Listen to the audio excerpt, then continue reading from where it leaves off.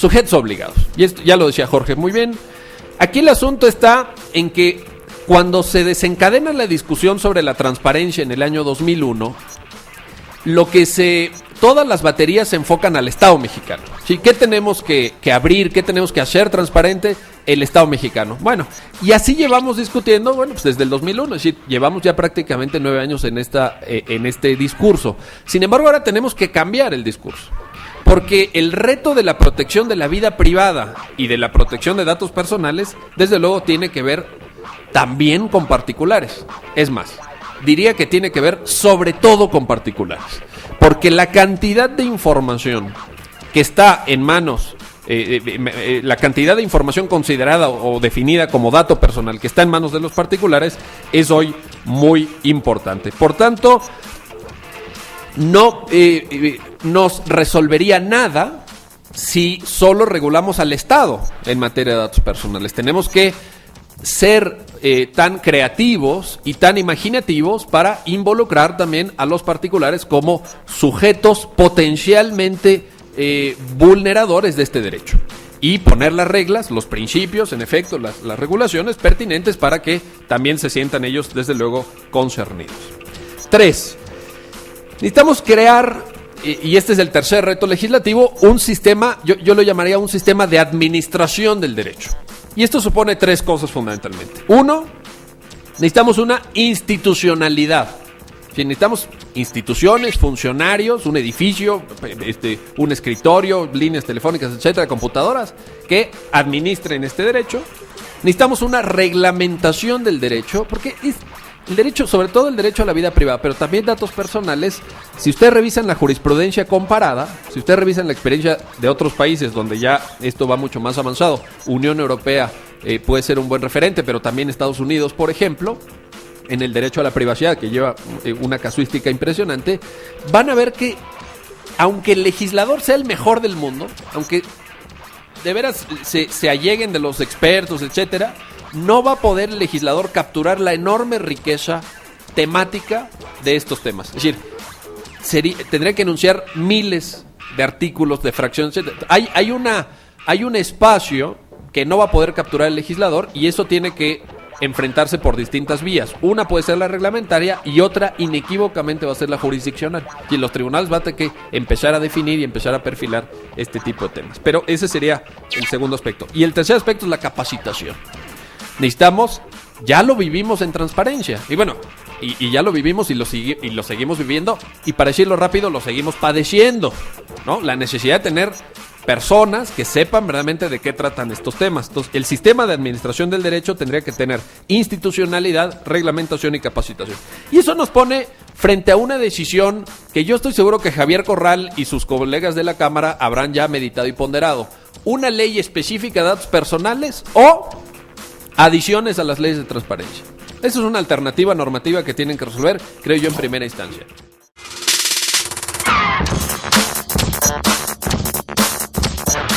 En este libro, Publicidad Oficial, Transparencia y Equidad, su autor presenta la asignación de pautas publicitarias oficiales sin equidad ni normatividad, que supone un mecanismo de censura indirecta y de afectación a la libertad de expresión prevista en el artículo 13 de la Convención Americana de Derechos Humanos. El texto de Ernesto Villanueva, Publicidad Oficial, Transparencia y Equidad, analiza exhaustivamente este problema, identifica la escasa doctrina desde la perspectiva de los derechos humanos y ofrece soluciones para que los recursos públicos destinados a la comunicación social sean transparentes, equitativos y se ajusten a la Convención Americana de Derechos Humanos. Esta publicación nos permite observar un estudio sobre la relación entre libertad de expresión y publicidad oficial desde una perspectiva diferente.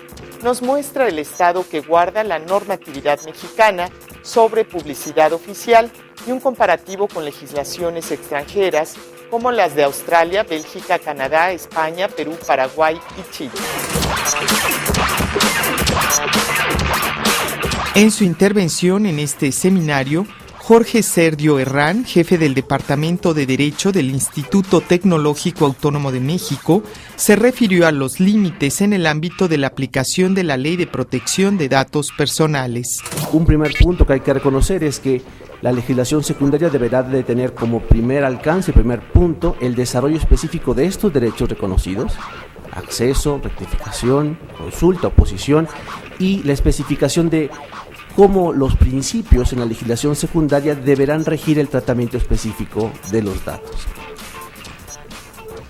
Quizás para ser mucho más específico, uno podría pedir, si es que se puede hacer esto, alguna suerte de núcleo específico que muestra oportunidad legislativa y que pueden resumirse en 8 breves puntos que me referiré de manera muy sucinta. Un primer punto es que hay que entender que la regulación en materia de datos personales tendría que entenderse, como han dicho otros en la literatura, como una interrelación entre varios puntos. 2 de ellos normativos: derechos, ciertamente, principios, y uno más de diseño institucional. Esto es, la autoridad encargada del control y vigilancia y aplicación de la ley y de hacer efectivos estos derechos y principios. El primer punto, esto es, los derechos, ciertamente está enmarcado en delimitar cuál sería el ámbito de aplicación de una legislación secundaria. Y aquí una oportunidad legislativa es hacer algunas precisiones técnicas que en la literatura aparecen de manera muy clara. Si se referirá únicamente a tratamientos, por ejemplo, automatizados de datos, que son la mayoría, pero también eliminar una ambigüedad que a veces ocurre, que es si se referirá al tratamiento no automatizado de los datos. Y aprovechando esta distinción en el ámbito de aplicación, el delimitar con mucha claridad cuáles son las excepciones al ámbito de aplicación de la ley. Por ejemplo, aquellos tratamientos de datos personales que tengan un fin estrictamente personal. Y quizás en este sentido el ámbito de aplicación no solamente elimina la ambigüedad del tratamiento automatizado versus el no automatizado, sino también establece una categoría de datos excluidos con mucha precisión. Finalmente, Miguel Ángel Flores Guerrero, especialista en protección de datos personales de la Asociación Mexicana de Instituciones de Seguros, invitó a la reflexión sobre el impacto y los riesgos de la globalización y la invasión de las nuevas tecnologías en todos los ámbitos de nuestra vida cotidiana. La globalización y el desarrollo de las nuevas tecnologías de comunicación en el mundo han provocado que el tema de la protección de los datos personales cobre una gran importancia en nuestro país. México tiene hoy una gran oportunidad y a la vez un difícil reto, dado que generar un modelo adecuado de regulación en materia de protección de datos personales implica crear una legislación que puede convertirse en una herramienta balanceada que contribuya al desarrollo del país, o bien transformarla en una barrera que obstaculice su avance. Con el objeto de poder comprender mejor en qué se traduce el contenido de la reforma constitucional hecha a los artículos 16 y 73 en materia de protección de datos personales, así como sus alcances, es necesario que comprendamos qué significa introducir este tipo de normas en la Constitución. Como ustedes saben, la Constitución es la expresión de la forma de organización del Estado mexicano, que abarca, por una parte, los límites al poder público para impedir abusos en sus facultades, la llamada parte dogmática, y por otro lado, los límites que definen la esfera de actuación del Estado y sus órganos, la llamada parte orgánica. En este sentido, nuestra Carta Magna se sustenta en 2 principios básicos. Primero, que las facultades del Estado para restringir el contenido de la Constitución son limitadas. Y segundo, que dichas facultades se circunscriben a un esquema de competencias. ¿Esto qué quiere decir?